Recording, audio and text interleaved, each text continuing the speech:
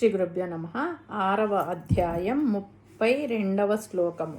ఈ శ్లోకము మానవతావాదానికి ఆధ్యాత్మిక పరిణతికి పరాకాష్ట వంటిది. ఓం ఆత్మౌపమ్యేన సర్వత్రా సమం పశ్యతి యో అర్జున సుఖం వా యది వా దుఃఖం సయోగి పరమో మతః. ముందుగా పదపదానికి అర్థం తెలుసుకుందాము.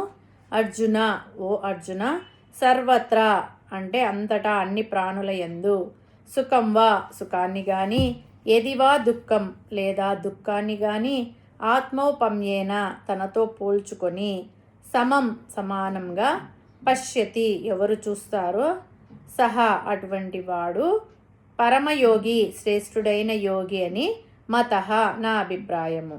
తాత్పర్యం ఏమంటే, ఓ అర్జున, ఈ సమదర్శనాన్ని సాధించుకునే విధానం ఒకటి ఉంది. అది ఏమిటంటే, మనకు కనిపించే ప్రతి వ్యక్తిని లేదా ప్రాణిని లేదా జీవిని మనతో సమానంగా భావించుకోవాలి. ఆత్మౌపమ్యేన సర్వత్రా, తనకు తాను ఎంత సుఖంగా ఉండాలని కోరుకుంటాడో, కష్టం దరి చేరకూడదని ఎంతగా ప్రయత్నం చేసుకుంటాడో, అలాగే ఇతర జీవుల యందు కూడా వ్యవహరించాలి.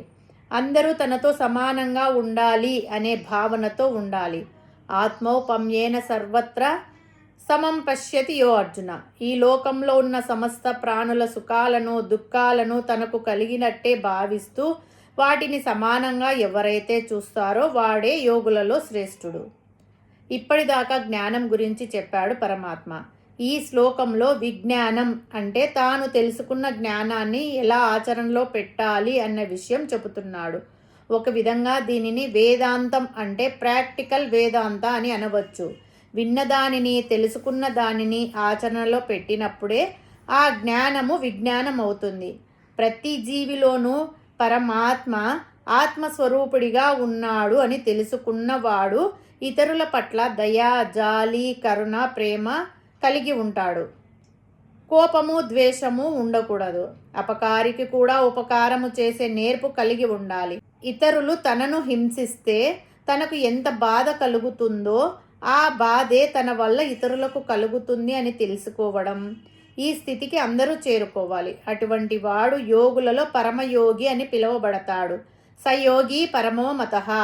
ఇటువంటి వాడు యోగులలో శ్రేష్ఠుడని పిచ్చుకుంటాడు. అంతయు బ్రహ్మమే అను సిద్ధాంతమును ఆచరణలోనికి తీసుకొని వచ్చి సర్వజీవుల యందు ప్రేమను, దయను చూపించాలి. అప్పుడే మీరు నిజమైన భక్తులు, యోగులు కాగలరు అని భగవంతుడు ఇచ్చట నిస్సంకోచంగా చెప్పాడు. ఈ శ్లోకంలో సర్వత్రా అని చెప్పినందువలన ప్రేమ చూపించాల్సింది ఒకరిపైనో ఇద్దరిపైనో కాదని, కేవలం మనుషులపైనే కాదని, సమస్త చరాచర భూత కోట్ల ఎడల దయా సద్గుణములను చూపించవలనని స్పష్టమవుతున్నది. భగవంతుడు ఇక్కడ ఎవరు గంటల తరబడి కళ్ళు మూసుకొని కూర్చుంటారో వారు యోగి అని చెప్పలేదు. ఎవరైతే పక్క వారి కన్నీటిని తన కన్నీరుగా చూస్తారో వాడే పరమయోగి అన్నాడు. ఇదే అసలైన ఆధ్యాత్మికత. తనను తాను ప్రేమించుకున్నట్లే పక్కవారిని కూడా ప్రేమించడం ఈ శ్లోకం యొక్క సారాంశం. రంతిదేవుని వృత్తాంతం ఈ శ్లోకానికి నిలువెత్తు నిదర్శనం. భాగవత పురాణం 9వ స్కందంలో వివరించబడిన రంతిదేవుడి త్యాగానికి మరియు పరపీడన పరాయణత్వానికి అంటే ఇతరుల బాధను తనదిగా భావించడం ఒక అద్భుతమైన నిదర్శన. భగవద్గీతలోని ఆత్మౌపమ్యేన అనే సూత్రానికి రంతిదేవుడు ఒక సజీవ సాక్ష్యం. రంతిదేవుడు చంద్రవంశానికి చెందిన భరతుని వంశీయుడు. ఆయన అపారమైన సంపద ఉన్న రాజు. కానీ స్వభావరీత్యా పరమ దయామయుడు. తన వద్ద ఉన్నదంతా పేదలకు దానం చేసి చివరకు ఏమీ లేని స్థితికి చేరుకుంటాడు.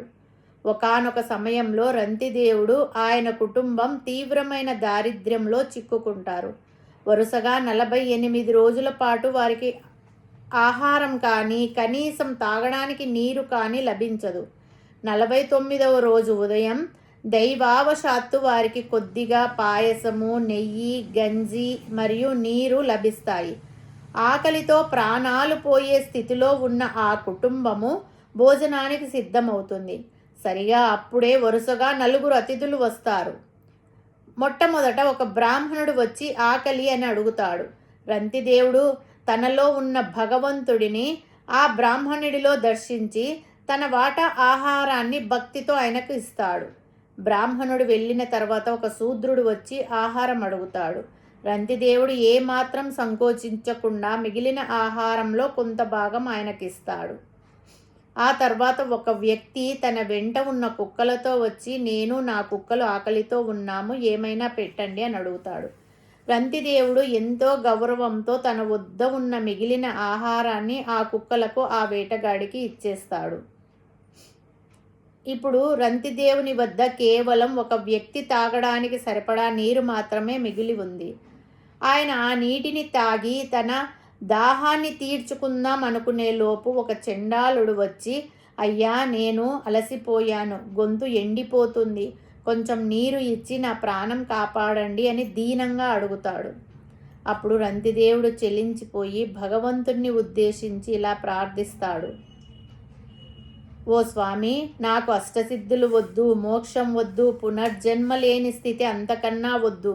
నాకు ఒక్కటే కోరిక, సమస్త ప్రాణుల హృదయాల్లో నేను ఉండి వారు అనుభవించే దుఃఖాన్ని, ఆకలిని, బాధను నేను పంచుకోవాలి, నేను అనుభవించాలి.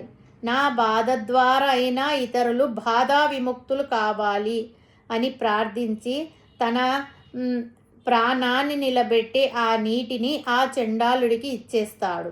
రంతిదేవుని నిస్వార్థానికి, సహనానికి మెచ్చిన దేవతలు బ్రహ్మ, విష్ణు, మహేశ్వరులు ఆయన ముందు ప్రత్యక్షమవుతారు.